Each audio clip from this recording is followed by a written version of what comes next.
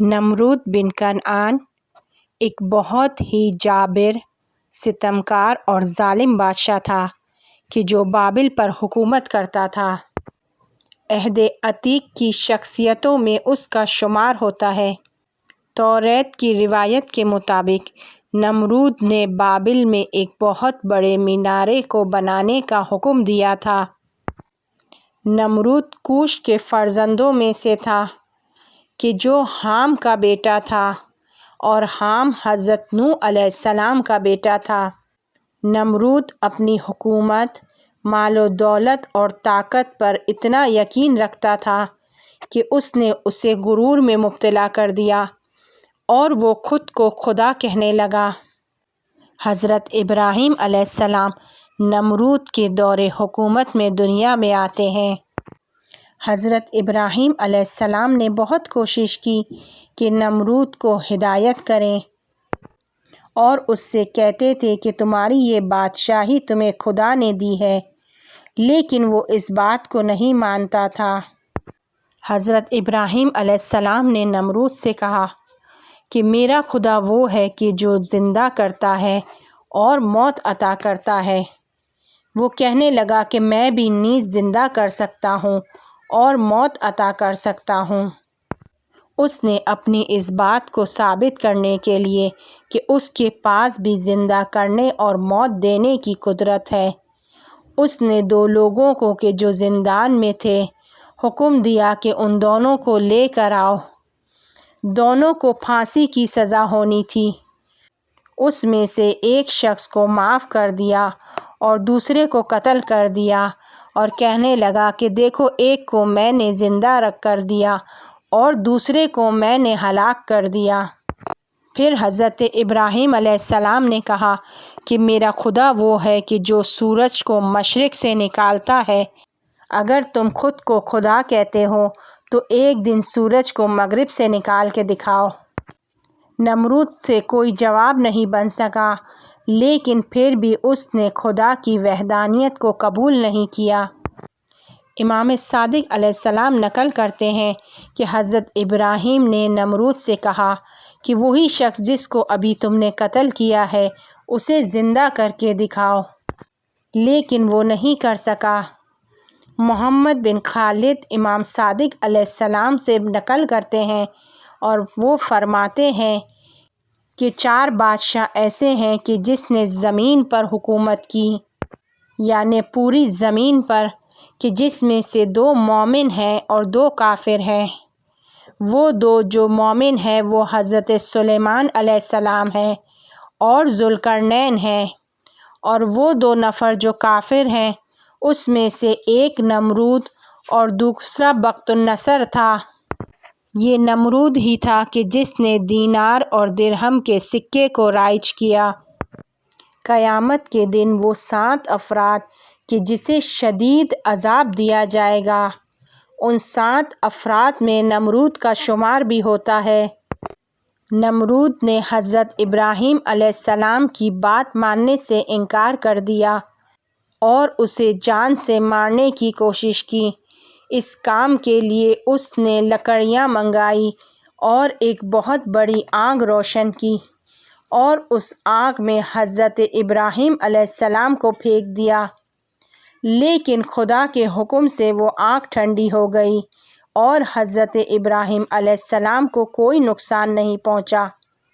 لیکن جس وقت نمرود نے حضرت ابراہیم علیہ السلام کو آگ میں ڈال دیا تو خدا کی جانب سے ایک فرشتہ انسانی شکل میں نمرود کے پاس آیا تاکہ اس کو نصیحت کرے۔ وہ فرشتہ نمرود کے پاس آیا اور اس نے نمرود سے کہا کہ تم نے حضرت ابراہیم علیہ السلام پر اتنے ظلم و ستم کیے، اسے جلا وطن کیا اور اسے آگ میں ڈالا۔ اب وقت ہے کہ تم آسمان اور زمین کے خدا پر ایمان لے کر آؤ اور ظلم و ستم کو بند کر دو، کیونکہ خداوند عالم کا لشکر بہت بڑا ہے اور وہ ایک کمزور ترین مخلوق کے ذریعے تمہارے اتنے بڑے لشکر کو ایک آنکھ جھپکنے میں ہلاک کر سکتا ہے۔ جس پر نمرود کہنے لگا کہ زمین میں کسی کے پاس بھی میرے جتنا لشکر نہیں ہے اور اس کے لشکر کی قدرت میرے لشکر کی قدرت کے برابر نہیں ہے۔ اگر آسمان کے خدا کے پاس لشکر ہے تو اسے کہو کہ اسے بھیجے تاکہ ہمارے ساتھ جنگ کرے۔ وہ فرشتہ کہنے لگا کہ تم اپنے لشکر کو تیار کرو تاکہ آسمان کا لشکر آئے۔ نمرود نے 3 دن کی مہلت مانگی اور چوتھے دن وہ اپنے لشکر کو تیار کر کے نکلا۔ اس نے ایک بہت بڑے بیابان میں اپنے لشکر کو کھڑا کر دیا۔ نمرود کا اتنا بڑا لشکر حضرت ابراہیم علیہ السلام کے سامنے صفیں باندھنے لگا، اور نمرود نے حضرت ابراہیم علیہ السلام کا مذاق اڑانا شروع کیا اور کہنے لگا کہ تمہارا لشکر کہاں ہے؟ حضرت ابراہیم علیہ السلام نے جواب دیا کہ ابھی ابھی خداوند عالم کا لشکر پہنچنے والا ہے۔ اچانک اس بیابان کی فضا کو مچھروں نے گھیر لیا اور نمرود کے لشکر والوں پر حملہ کر دیا۔ اتنا کمزور اور کم طاقت رکھنے والا لشکر کہ جس نے فرعون کے لشکر کو بھاگنے پر مجبور کر دیا۔ ان مچھروں میں سے کچھ مچھروں نے نمرود کے سر اور چہرے پر حملہ کر دیا۔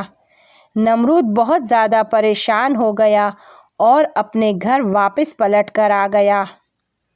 پھر دوبارہ وہی فرشتہ نمرود کے پاس آیا اور اس سے کہنے لگا، دیکھا تم نے آسمان کا لشکر کہ جس نے ایک لمحے میں تمہارے لشکر کو شکست دے دی، جبکہ مچھر تمام موجودات میں کمزور تر مخلوق ہیں۔ اب تمہارے پاس کوئی چارہ نہیں ہے، تم ایمان لے کے آؤ، خدا سے ڈرو وگرنہ ہلاک ہو جاؤ گے۔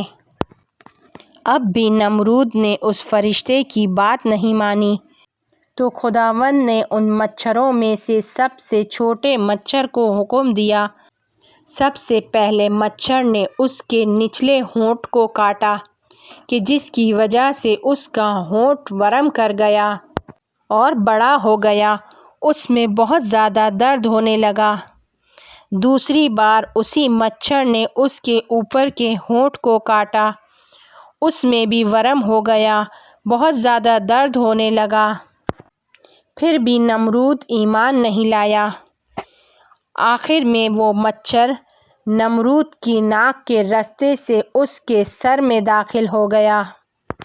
مچھر نمرود کے دماغ تک پہنچ گیا اور وہاں پر اسے کاٹنے لگا، جس کی وجہ سے نمرود شدید درد میں مبتلا ہو گیا۔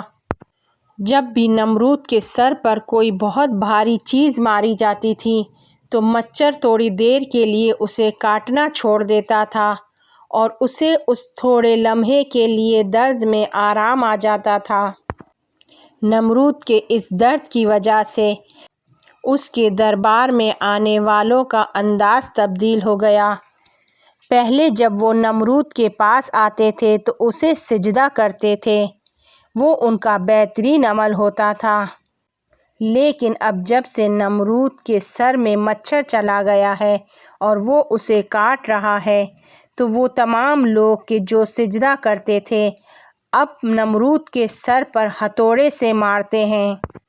جس کو بھی نمرود سے کوئی کام ہوتا تھا تو وہ پہلے اس کے سر پر زور سے ہتھوڑا مارتا تھا تاکہ مچھر اسے کاٹنا بند کرے، اور سب سے زیادہ مکرترین اور بہترین انسان وہ تھے کہ جو سب سے زیادہ محکم اور زور سے ہتھوڑے کو نمرود کے سر پر مارتے تھے، اور نمرود اسی عذاب کے ذریعے سے اس دنیا سے چلا گیا، لیکن اس نے اپنے غرور کو نہیں چھوڑا اور خدا پر ایمان نہیں لایا۔ یہ اس کے کفر کی تھوڑی سی سزا تھی کہ جو دنیا میں اسے ملی تاکہ ہم لوگوں کے لیے عبرت ہو۔